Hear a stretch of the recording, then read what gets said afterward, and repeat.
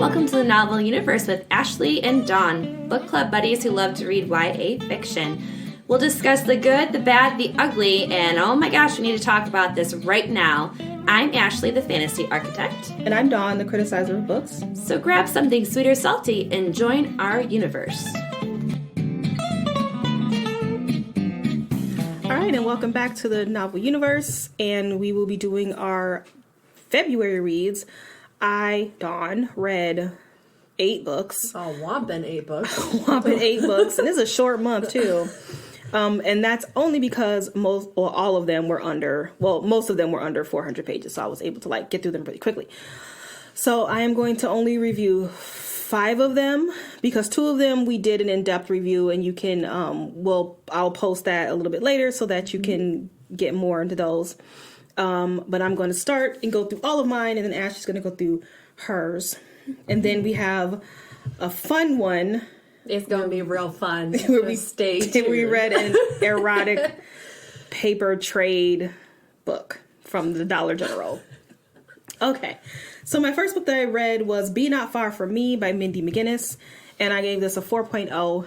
I know you're shocked when I give anything over a 2. I just get so excited for you. Finally, you get excited for me. I do, because I'm That's great. Oh, good job, Dawn. You finally got something you like. You got something you like. So this one is about Ashley, it's her name, and she is poor. And she lives in a trailer with her dad. Her mom has abandoned her, and her friends are, I think it's the end of junior year or middle of junior year, I can't remember, and they're going off to the woods to celebrate. I believe it's the end of the school year. So they're going off to the woods to celebrate. Something happens, and I forgot to mention that Ashley is a long-distance runner, and she's also been raised, well, she wasn't raised in the woods, but she's very familiar with the woods. Okay. She went to camp, and she can do survival skills. So something happens, and she runs, because she's really upset, and because she's a long-distance runner, she runs pretty far into the woods, and she gets lost, and she hurts her foot. So she can't just, find her way back and walk her way back, because she really hurts her foot to the point where she cannot walk. And so this book is basically about her growing, and she has a lot, like I said, she has a lot of problems. She's really poor. Mm-hmm. Her mother has left her. Her father, he just tries to get by. Her boyfriend's a douche. Mm-hmm. She is on scholarship, possibly as a runner, and now that's gone because she's hurt her foot. So she's also very angry. She's one of these very angry teens. And so it's just really about being in the woods and coming to the realization of who you are and either changing or, it's that type of thing. I gave it a 4 because it's very short. It's only 220 pages. I liked the main character. It was never boring. And I don't like outdoors.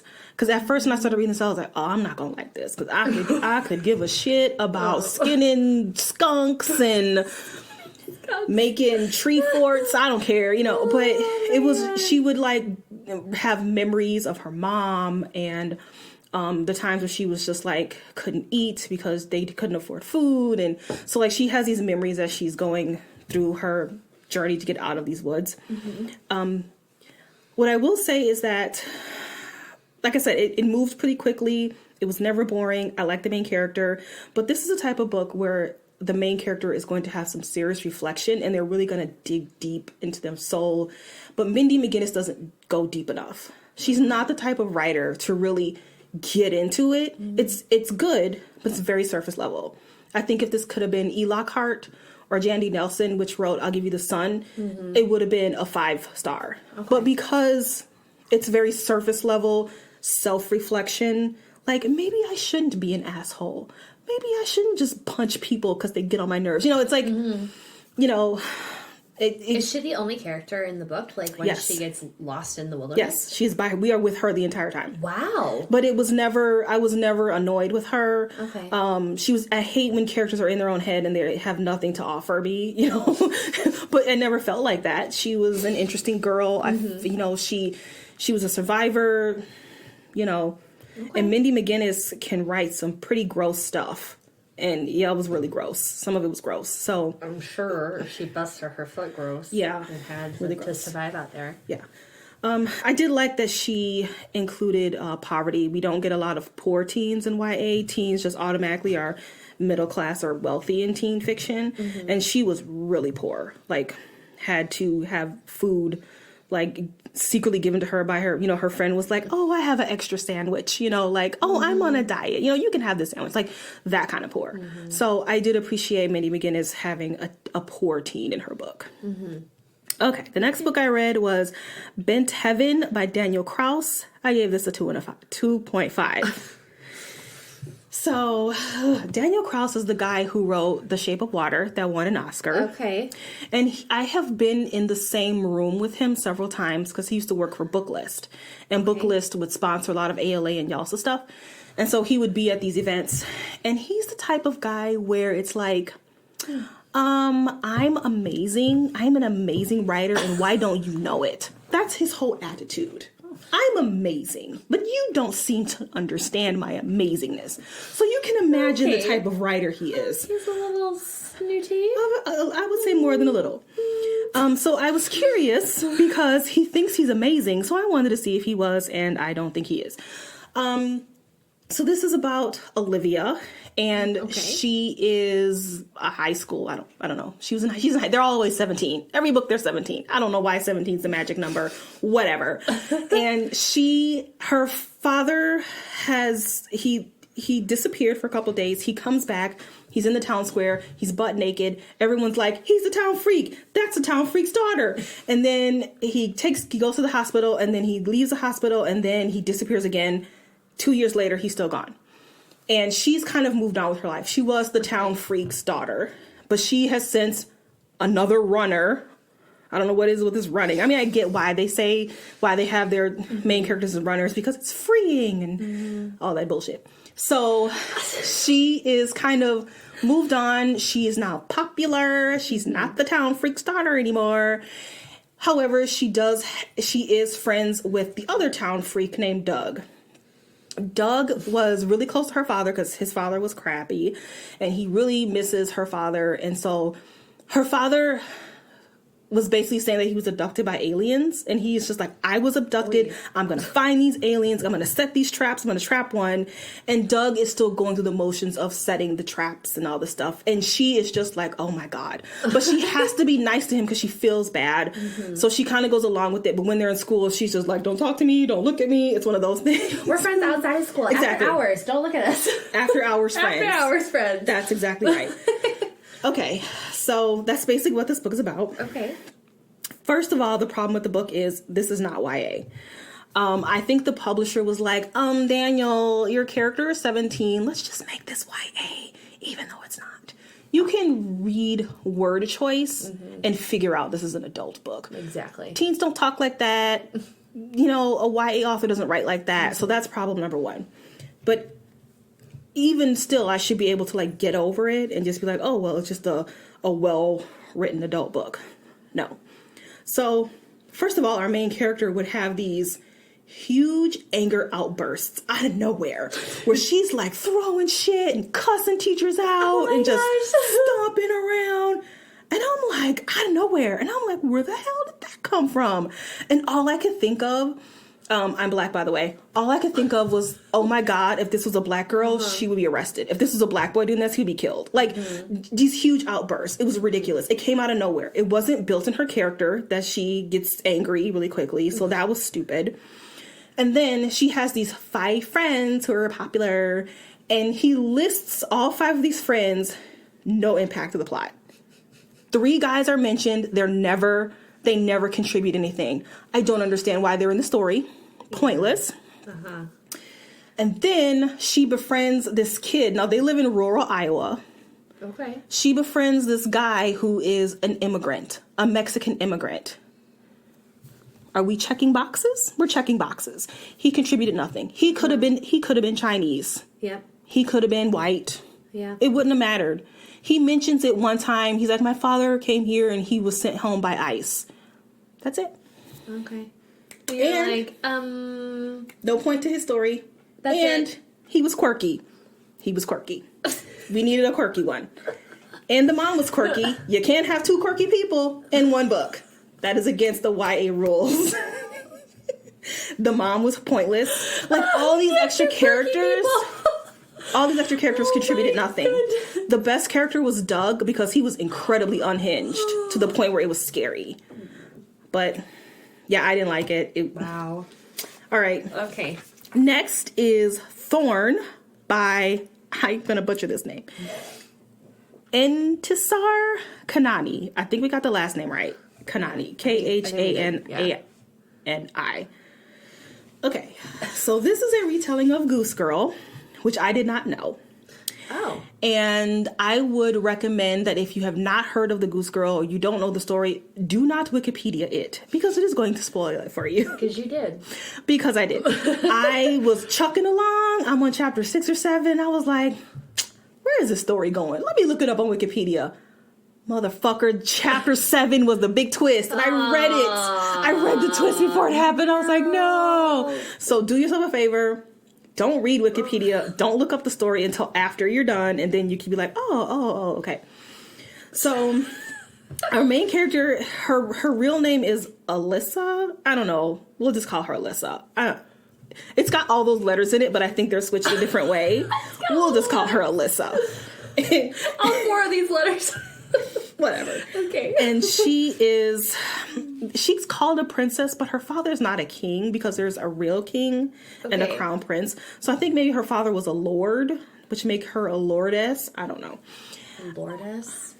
I don't know if that's even a thing. I don't know. We'll just call her a lordess. Alyssa the lordess. I don't know. I like it. So her father has died and her brother is, well, her mom is queen and her brother is, about to take the throne when the mom dies. Okay. And they hate her. Not quite sure why, but they hate her. Like, the brother abuses her. I know why the brother hates her. I'm not sure why the mom hates her. And so the king is like going around town because he needs to find his son an heir, or not an heir, a queen, a bride. They need to get married so he can have babies and whatever. Continue their line. Yep. Okay. And he finds the Goose Girl, or Alyssa. We'll call her Alyssa. And he's like, you're the one. Let's go to the castle. So she hightails it to the castle to marry the prince. And this part I'm not going to say because this is where the big thing happens. So I'm not going to say it. And so, yeah. So that's pretty much the story about... I can't say too much because it's a spoiler. I don't want to spoil it for you. Okay. I gave this book a 3.9. Can't give him an extra one. I can't because the last 30 pages pissed me off. It was a 4 until those last 30 pages, man. Oh my God. Is that just because you spoiled the whole story? No. Okay. No. That was fine. Okay. But there was a problem with that. And the problem is Valta. Valta is our main villain. Okay.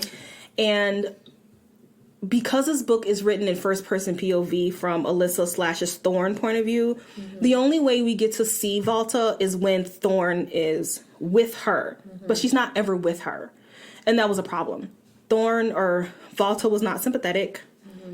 I don't understand why I know why she hates her, but it's just not, she just wasn't developed enough. Oh, okay. And I wish, because Valta accompanies her to the castle, because Valta's dad is like, you're a piece of shit, you need to go. Go, get out of my face. And they're not friends. So she's just like, oh, hell, I got to spend all this time on the road with this girl.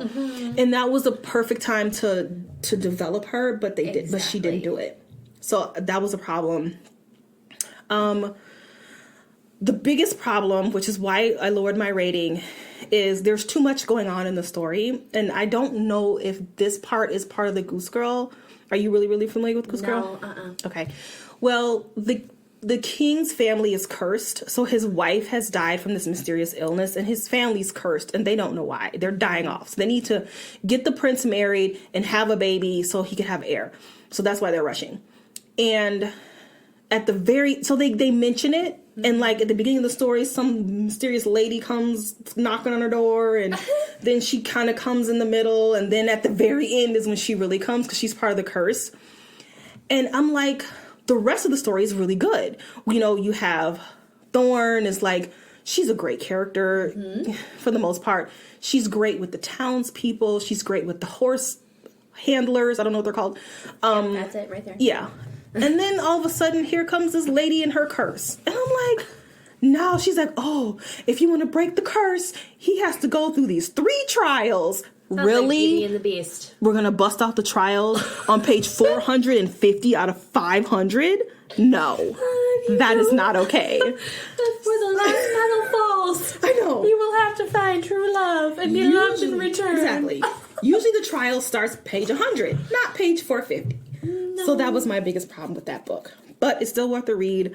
I liked the dynamic between Thorn and the Crown Prince. I thought they were a really good couple. It was not predictable. It was I was crying at some points. Like it was pretty good. I will be reading book 2 because I'm curious to see what happens. Okay, I was just about to ask if it was yeah, it's worth it. Okay. Yeah, it's a series.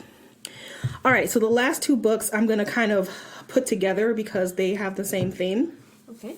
And it is The Red Hood by Elena K. Arnold and Not So Pure and Simple by Lamar Giles. And they both are talking about toxic masculinity.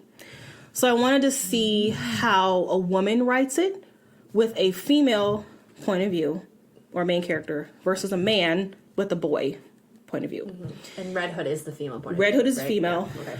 and Pure and Simple is the boy. Red Hood is a retelling of Little Red Riding Hood, which I'm very familiar with. It is the grim version, the best one. And our main character, Bijou, I don't know. Bijou? She's French.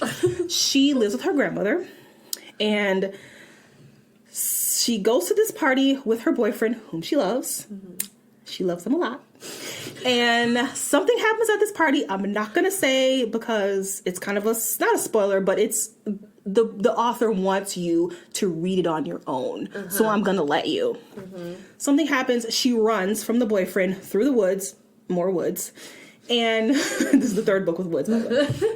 More running, by the way. And she is confronted by a wolf, which she gets magical powers.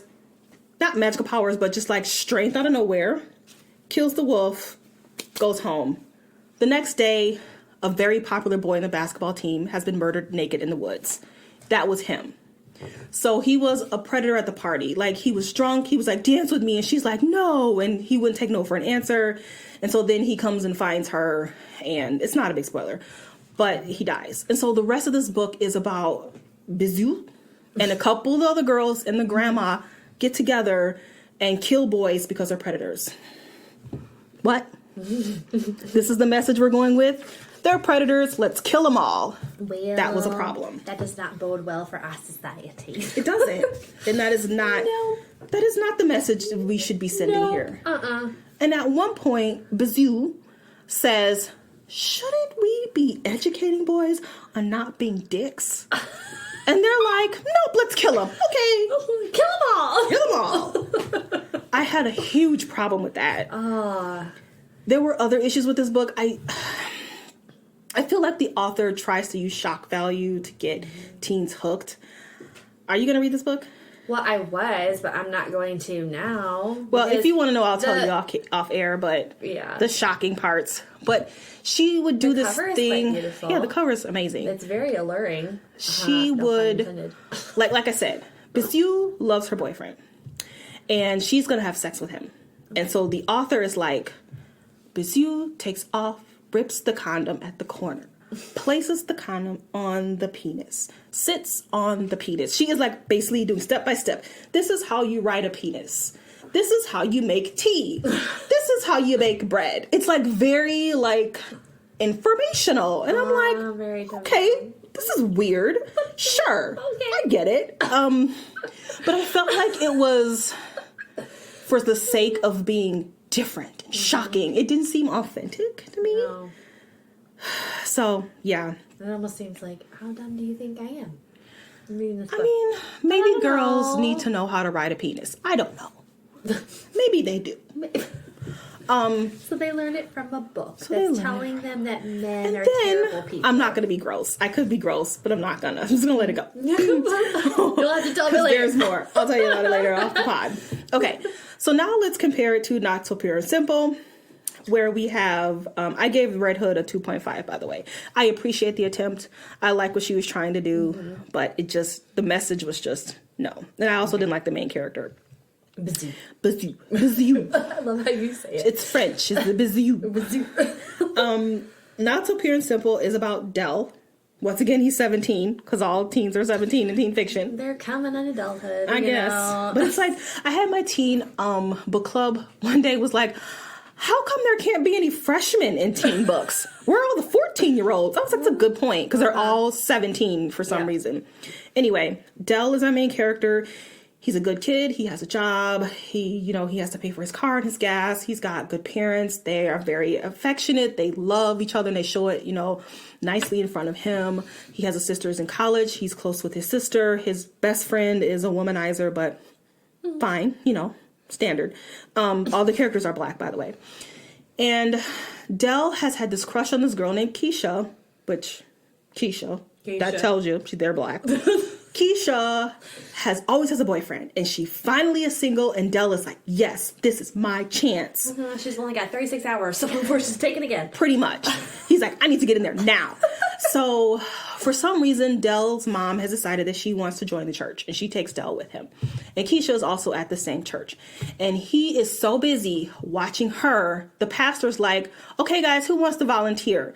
And so Keisha's like, I will. So Del's like, oh, this is my chance. This is my chance to be in a group with her. I'm going to take my chance. Little does he know, he's volunteered to take a purity pledge. And so he can't get out of it because A, he's lying and it looks bad in front of Keisha, and B, he wants to be next to Keisha. So he stays. So, and then it kind of goes through, like, there's a whole other subplot about these girls who all got pregnant and they're slut shamed and all this stuff.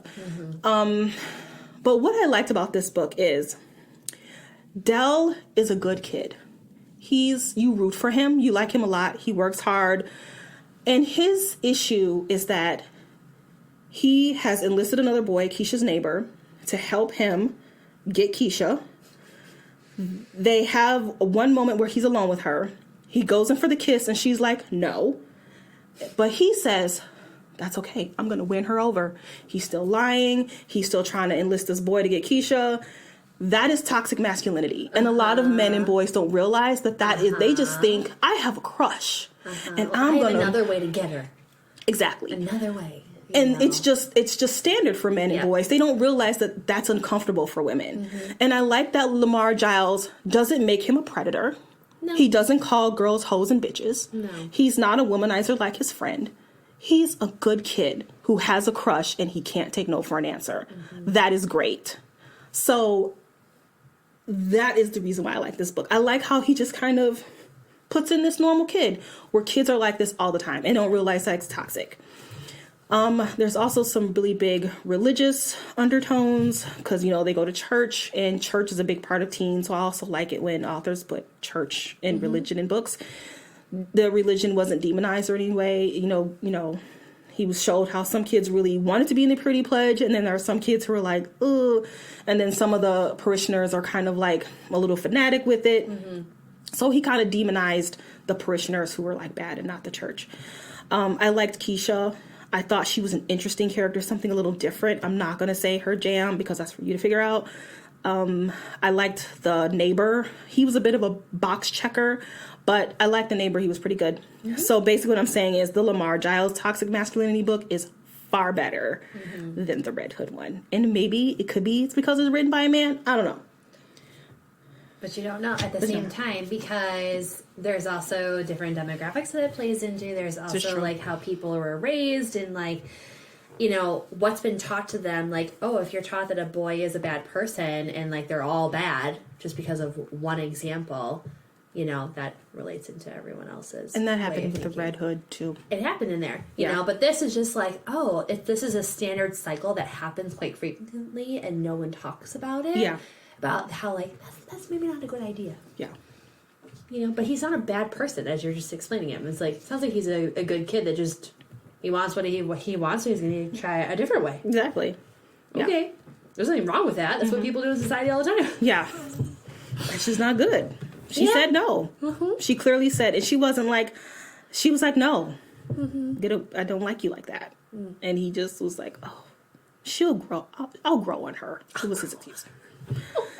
All right, those are all the books that I read. And now it is Ashley's turn. Yes. So I read new books for once in my life, Don. You should be very proud of me. I read a new book like at least 2 a week. So I read Best Friends by Shannon Hall, which is a juvenile young adult book. But I'm not going to go into that because this is a YA podcast, but I did think that has some very, very deep topics in it that I wish were also addressed more frequently than how, like, this was, like, the first time I've ever seen an issue like this addressed. And a lot of it dealt with, like, anxiety and how, like, teens have anxiety and they don't, like, their parents are like, oh, you need to keep doing this, and they're, like, literally, like, dying inside and they don't know how to handle it, and all the new changes that come about to things. And so she does a really good job of relating herself to her main character, because the actual author's name is Shannon and the main character's name is Shannon, and she talks about, like, oh, if you're struggling with X, Y, and Z, I also did, and here is what you need to do.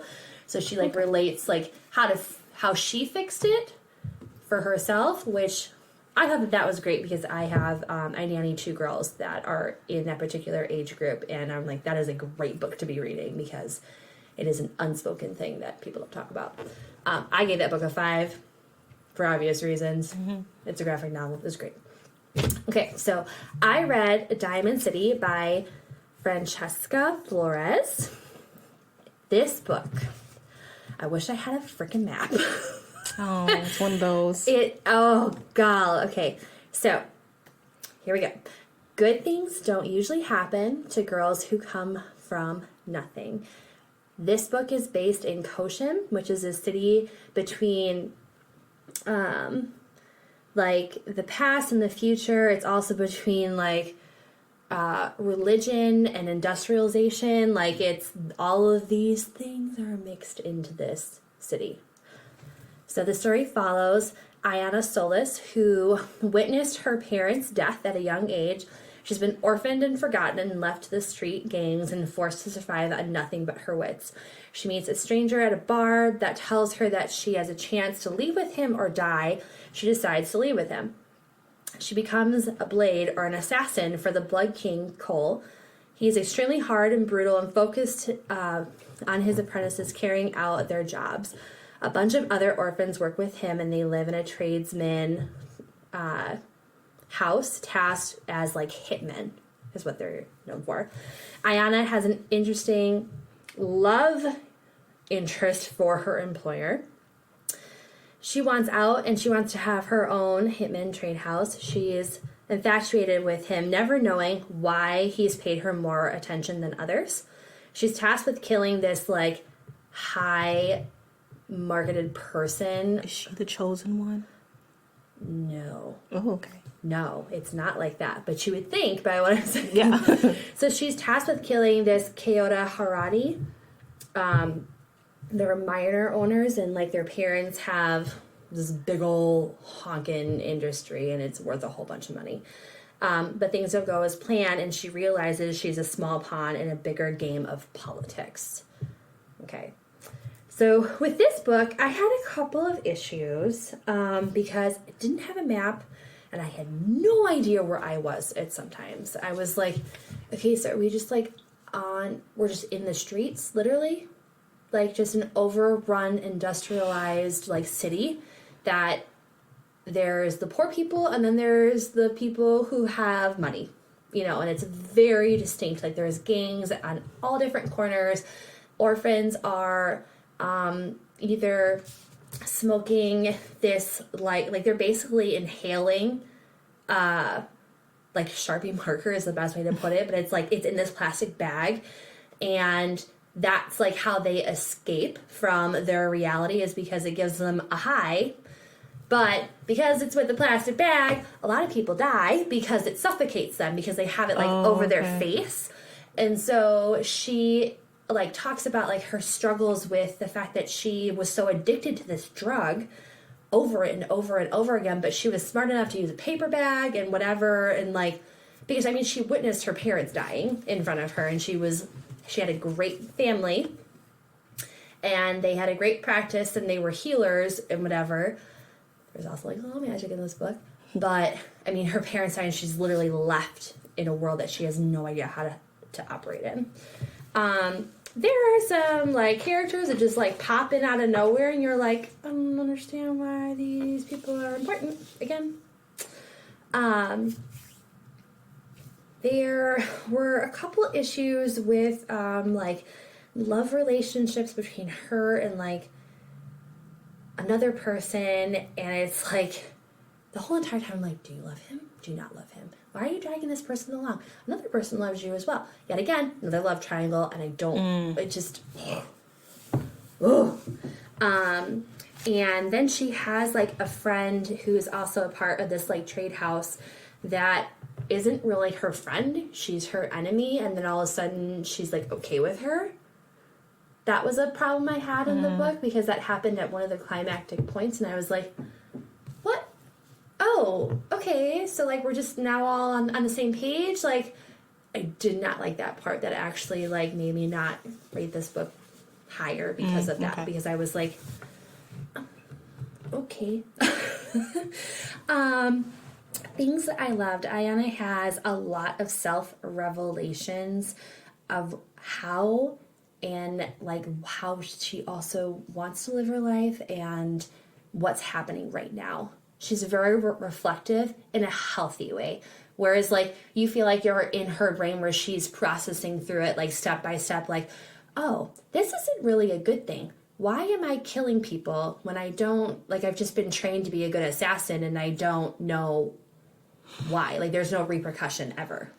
She's just supposed to kill a person so she can get the hit money from her master, and she's been secretly saving it to make her own trade house so she's not owned by anyone. Okay. She's a super badass. Like, I'm telling you, she can literally kill all of these people, and it's super, like, you're like, oh, this girl's like 17. She can't do a lot. She's freaking amazing. Like, and her level of depth of her assassination is just, and she prefers to use knives versus, like, a gun or something, because it's way more personal, because she is, like, struggling with that inner part of herself where, like, things have been taken away from her. So it's like there's a personal relationship to killing someone when you are, like, this close to them. Yeah. So, and another thing that I liked about her as a character, she learns to fight for something more than what she's given, and to do it wholeheartedly, which I think, like, because of what happened to her, she's been tasked with this, like, she's only been given so much, and so her idea of, like, what is her highest point isn't what you or I would deem to be, like, a highest point. Like, we're always told, like, oh, you can reach higher, you can keep going, you can get all of these things can be given to you. And there's one quote in the book that's between her and a secondary character, and one of the main, and I think I even wrote it down. So this might be a little bit of a spoiler for a couple of seconds, so I needed to, but it's very point to, like, why I really enjoyed this book. One of the main characters tells her that she needs to reach higher, and his own idea of what is high is like way up at the ceiling. And she says the reason why she doesn't want to continue reaching to a greater, bigger goal than her reaching this trade house level of her running her own assassins, like, guild, is because it would mean that she's not a failure. If I can open my own trade house, it means I did the best work with the little that I was given. Don't take that from me by telling me that I can reach higher, that the sky is the limit. My sky and your sky are not the same, so you have to let me touch my own sky. That's good. I was like, girl, like, wow. Like, that's what I mean. Like, she has a lot of, like, self-revelations that's, like, she's not an idiot. Even though she has been orphaned, she did have a good home at one time. So it's like she still has a well-maintained head on her shoulders. We truly got a lot of glimpses into her heart and, you know, her understanding how fragile she was, and that, like I said, with this, like, love triangle thing and her being in love with her assassin, like, leader, like the Blood King, she has these moments where she's like, oh, that's probably not a good thing for me right now, because I was just in my brain thinking that I was in love with this person and I really wasn't in love with this person, or they were in love with me and I wasn't really in love with them, or this was all just, like, made up. And, like, she understands that, like, ooh, maybe I need to take a break from boys for a little bit, type of thing, which is not something we get from a lot of our main characters that are in these love triangle things. Yeah. So that's what I mean, like, one of the things I didn't like is because there was this big circle of, like, do you like him? Do you not like him? I don't know, because we keep going around in a circle, but then she, like, comes to a realization where she's like, that's not a good idea for me right now.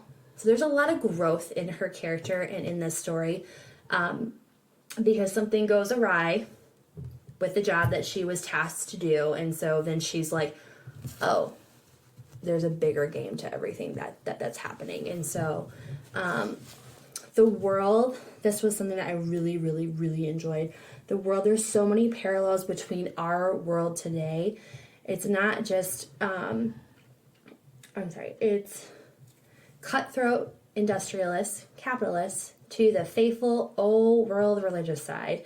Higher up steals, and they hold more power over us. So, like, that whole parallel between, like, that's literally how our world is right now.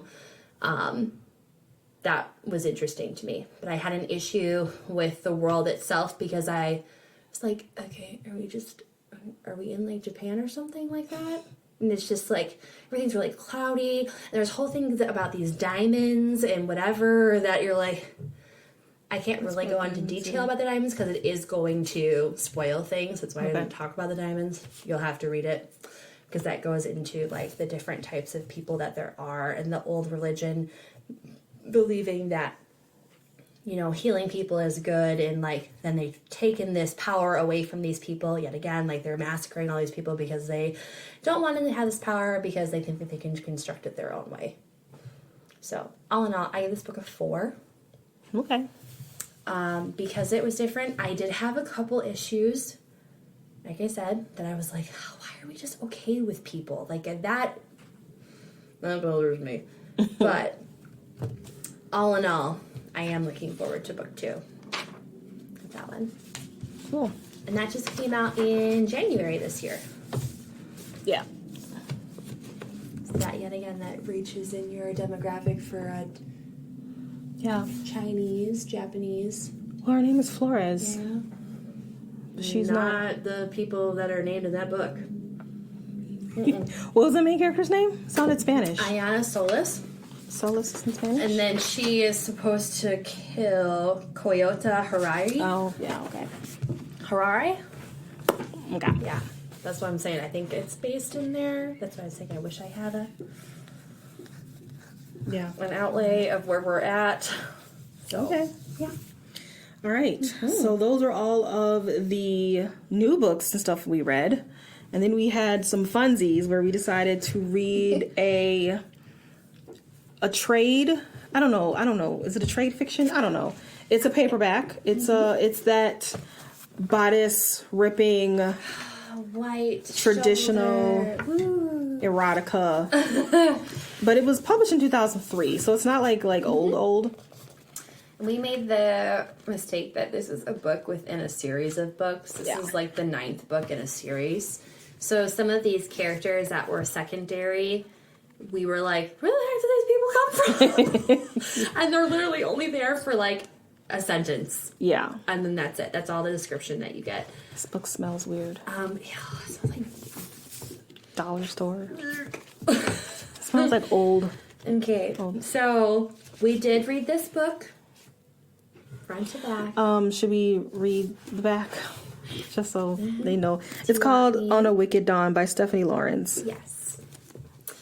All right. Well, Amelia Sincere is stunned to hear these words from Lucian Ashford, the ignominious 6th Viscount Calveront, right? Calverton. Calverton, and the man she has always loved. just before the handsome rogue passes out at her feet. Dawn is breaking, and she has already risked scandal by living in wait for him just outside his London home. And though torn between indignant affront and astonished relief, she's nevertheless thrilled that Luke has agreed to her outrageous marriage proposal.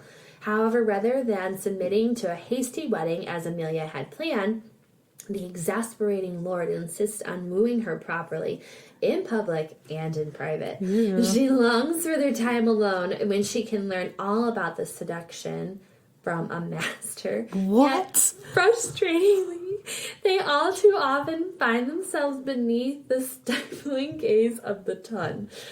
But there is a method behind the Viscount's madness. He has a secret reason for wooing Amelia, and like all desirable things, his passion has a price. Okay, so I did not read the back of this book, but I did not either. That's why I was laughing, because I'm like, okay. She longs for their time alone when she could learn about all the seduction from a master. Everything in this book. Maybe I should have read the back before I chose this. Oh my god. Literally, everything that you will encounter in this book is right here. Right here. Okay. So like Ashley said, this is book 9, and so I'm like, am I missing something? Because I don't understand why he's so great. Maybe he was great in books 1 through 8. I don't get it.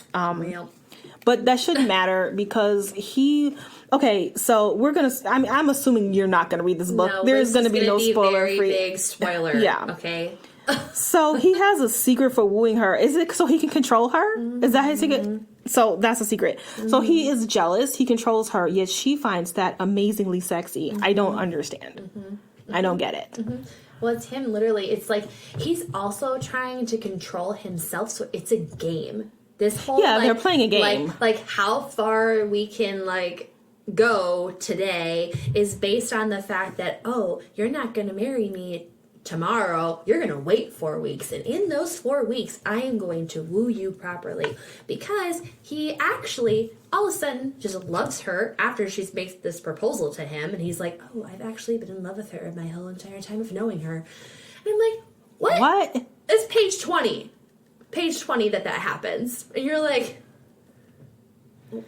Okay, and so she also is secretly in love with him as well because he's the most eligible bachelor that she can stand to be around, and she has been at the end of her season for 4 years now. She's way over being out in season in that general time frame. So this is based in the 1800s, and so it's all about when girls come into age, they're in season, and their hopes is that they find a suitor at the end of their season. So it's their coming of age party, and usually happens when they're 16 years old. Okay. She's 23, so she's had multiple seasons of being out. Okay. And so she's the old farty dart that no one wants now because she's not young.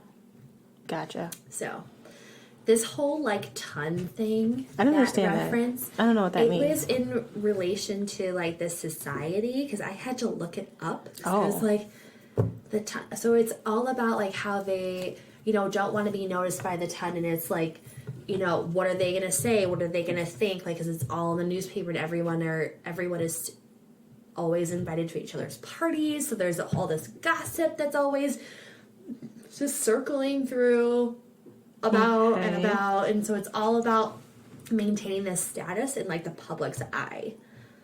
Okay. So I didn't care too much to figure out what that meant. I was like, whatever. Well, we had a lot of dislikes. I didn't like anything about this book. I think I had one or two things that I liked. Cool. But we can hit that later. Because it might literally be a blip of a like. Things I did not like in this book. There was no world building. It was super rushed.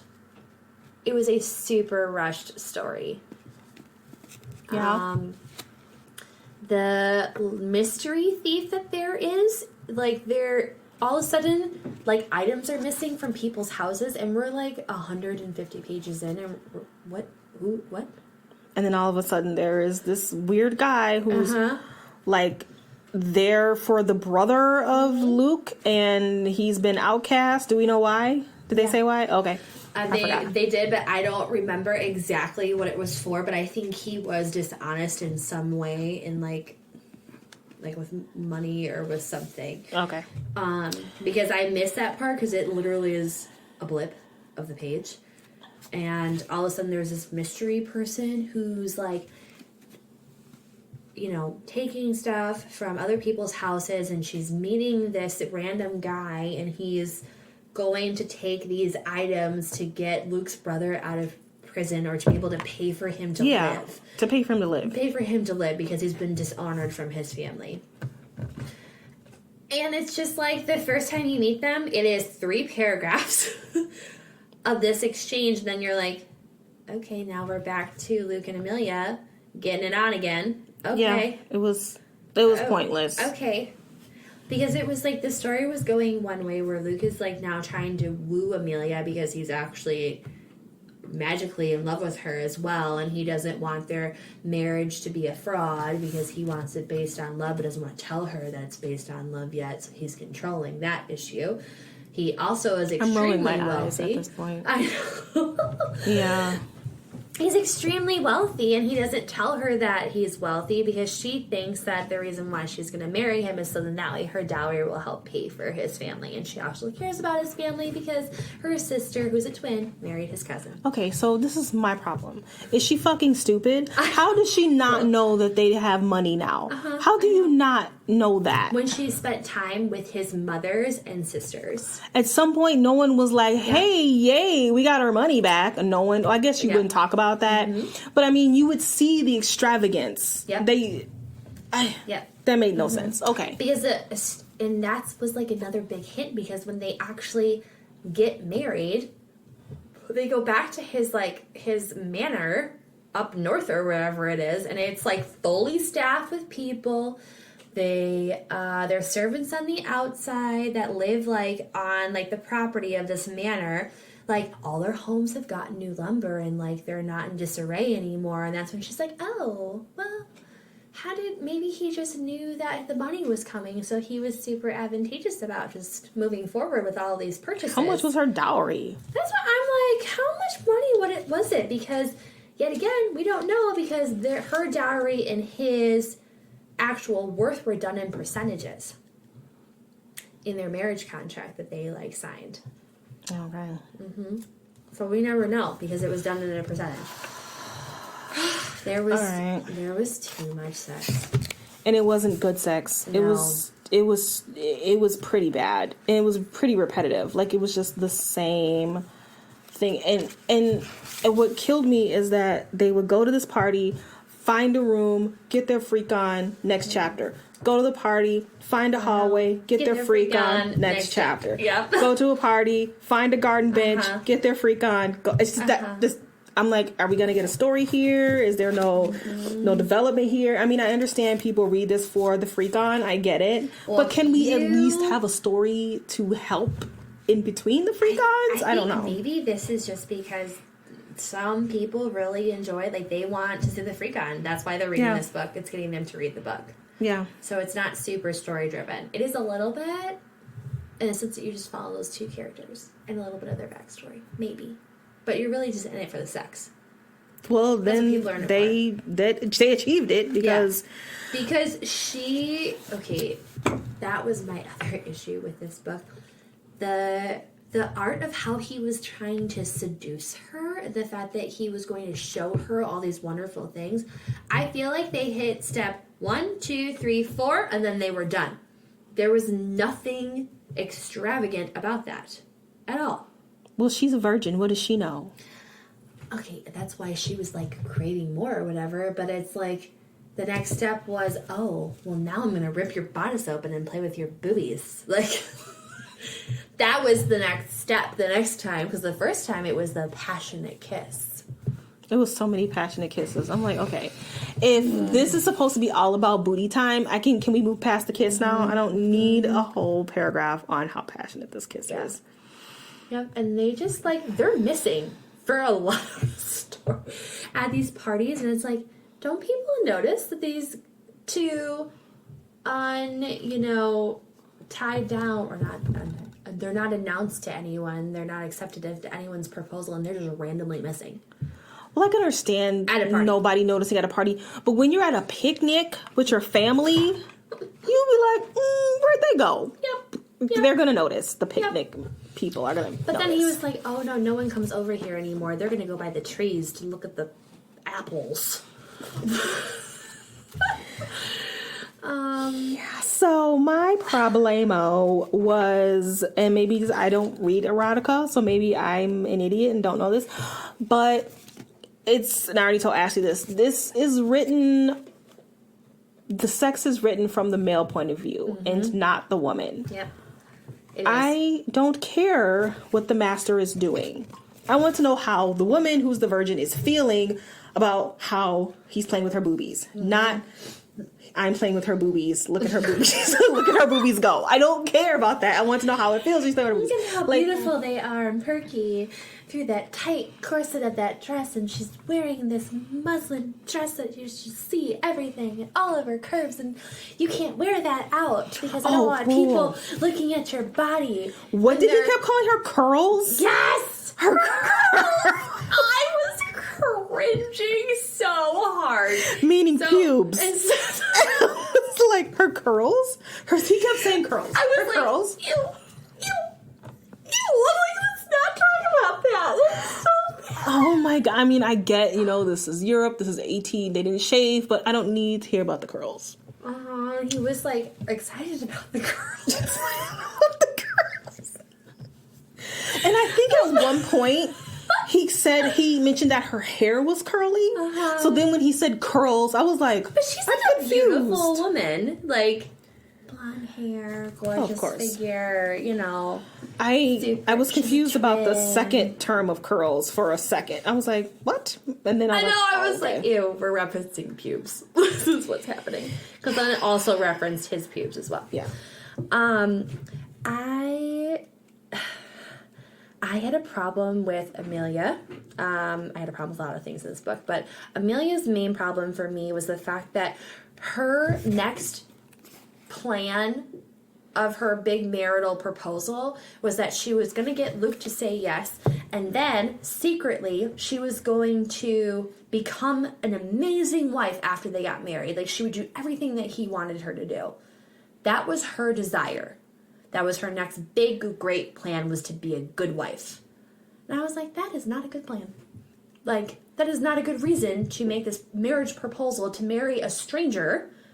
Not a stranger, but someone. And just your next plan is, I'm just going to become a good wife. And is there a demographic who finds that hot? I know. Who are these people? I know. I was like, girl, this is 2003. It's not the 80s. Let's reach your sky, girl.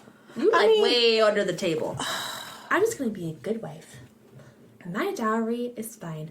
And then she's just like this amazing person with all of his servants. She's super helpful and generous to other people. And I'm like, why isn't she married? Exactly. What's her problem? Is it just because, and it makes it seem like, well, she's not married because she is an independent woman, but she wants to be a good wife. Yeah. That doesn't make any sense. No. She's hiding behind this independence, but in all reality, she just wants to become a good wife and have a man love her. Because that was her goal, was to get him to love her in return. And they're both reaching for the same exact goal, which that just it's not original. And is she preggo? Girl, I don't know. Because towards the end, they were like hinting at stuff like, oh, we should probably tell people soon. And that was the last we've heard of that. I don't think I got to the end. I don't think I made it. Because they had so much sex, though, in that first, 3 weeks of their life. I was like, there is no way she is not pregnant. Mm-hmm. And he didn't say anything about using any sort of protection back then, or however they did that. There's no backstory on Amelia. I had a problem with that because it's told through Luke's point of view. Well, maybe it was in books 1 through 8. Maybe. But still, this is her and his story, so there should be more of that. Yeah. And then all of a sudden you see, her parents, madly in love, and we're getting more of, her parents' backstory. You remember that? Because they would have, like, their little exchanges together, and they're like, oh, are you happy for our daughters? And he's like, yeah, but, you know, deep down he really loves her, and, you know, that's what's really important is that they're actually in love getting married, or whatever. So it's like you're getting these in-depth conversations with not even secondary characters. They're, like, blip on the scene characters. Mm-hmm. Like, why are we going so deep with these people? Okay. I was not impressed with the writing. Oh, no. At all. At first, I was like, oh, this isn't terrible. But then as it progressed, I was like, yeah, it's pretty bad. I didn't think any of these people were interesting. Yeah. I didn't think he was sexy. How do you have a sexy character when you don't think he's sexy? Yeah. I just didn't. I mean, he wasn't. He was no, like, Jane Austen novel man that everyone wants to be in love with. You know? And it's just like, I mean, he was sexy secretively. He's a mysterious man that always has brooding eyes. And he's so intense, but really, she could read all of his freaking cues anytime that they were in public. Like, instantly. I didn't think he was sexy at all. I mean, it got to the point where I was just like, I don't want to read this sex scene anymore. Let's just keep going. And that's the point, you want to read it. And it was really bad. It was not enjoyable at all. And then even when they got married, they're just, like, randomly disappearing from the staff that's, like, all around their household all the time.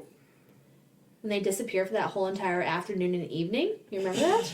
On that hot summer day, where the heat was scorching, but the love in the room was greater. The love in the room was greater. It was hotter. Oh, man. And then he doesn't tell her that he loves her until she, like, goes after this thief, which, by the way, like, how are you going to just go after this person?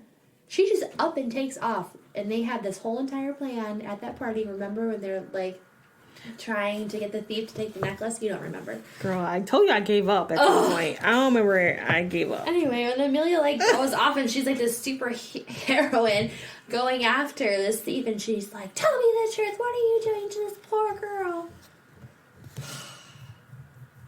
Yeah. Oh, God.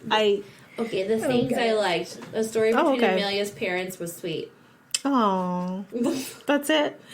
Luke's love for his family to provide for them. I did like that because he was, like, the only man. But these are, like, very minor likes. And then I put, if you like simple, erotic love stories, then here you go.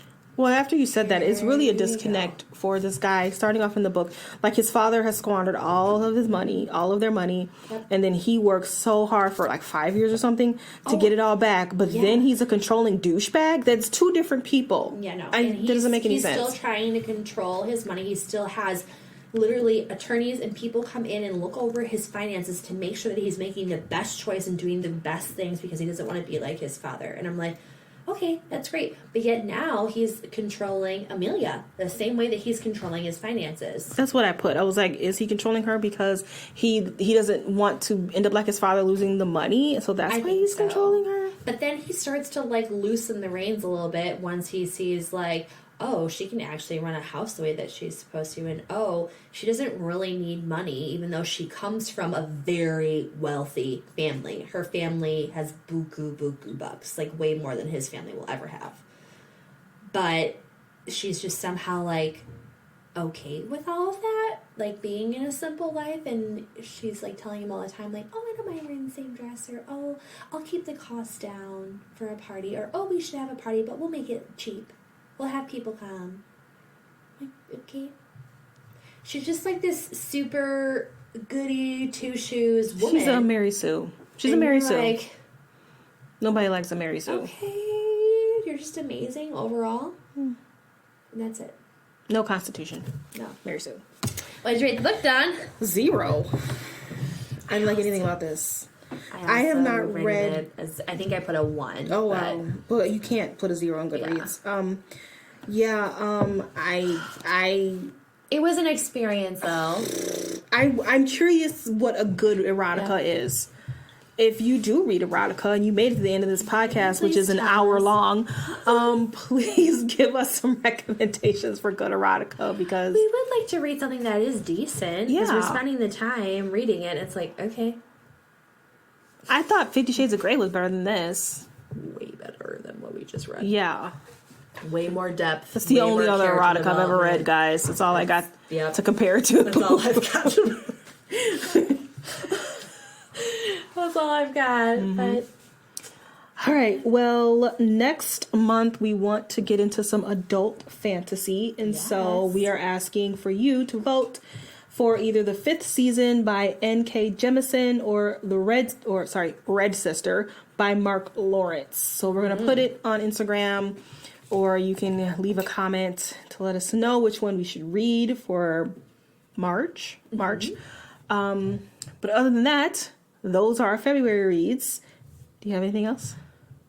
no, I think that's it. I think this was super exciting, and I can't wait to see what you guys vote for. And I'll join you in our next podcast. Bye. Bye.